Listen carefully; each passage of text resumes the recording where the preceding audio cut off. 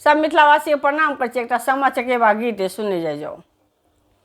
सामा खेलू हे बहिना भैया के अंगना, सामा खेलू हे बहिना भैया के अंगना, सामा खेलू हे बहिना भैया के अंगना है, भैया के अंगना, भैया के अंगना है, भैया के अंगना, सामा खेलू हे बहिना भैया के अंगना, सामा खेलू हे बहिना।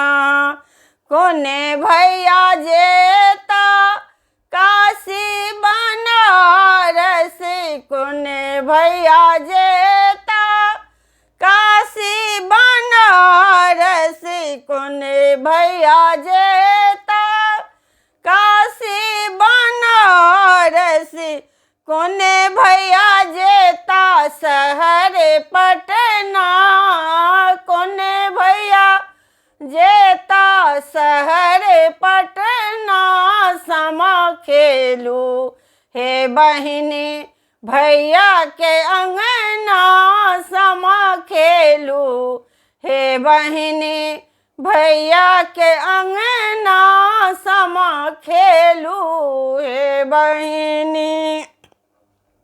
मुकुल भैया जेता काशी बनारस, मुकुल भैया जेता काशी बनारस, मुकुल भैया जेता शहर पटना, हे मुकुल भैया जेता शहर पटना, सामा खेलू हे बहिनी भैया के अंगना, सामा खेलू हे बहिनी भैया के अंगना, सामा खेलू हे बहिनी।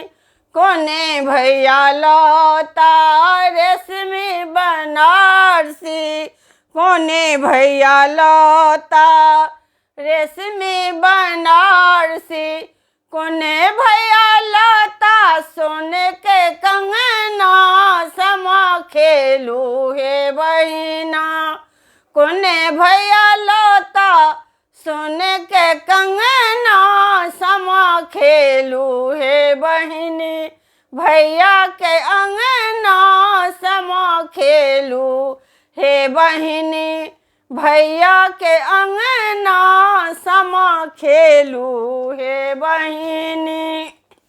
मुकुल भैया लेता रेशमी बनारसी, मुकुल भैया लौता रेशमी बनारसी, मुकुल भैया लौता सोने के कंगना, हे मुकुल भैया लौता सोने के कंगना, सामा खेलू हे बहिनी भैया के अंगना, सामा खेलू हे बहिनी भैया के अंगना, सामा खेलू हे बहिनी।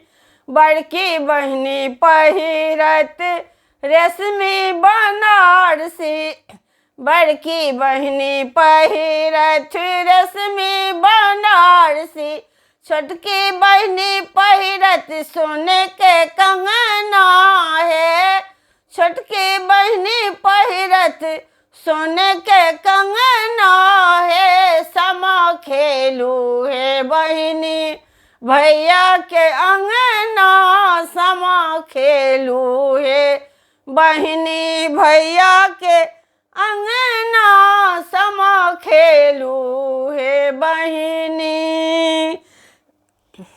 धन्यवाद।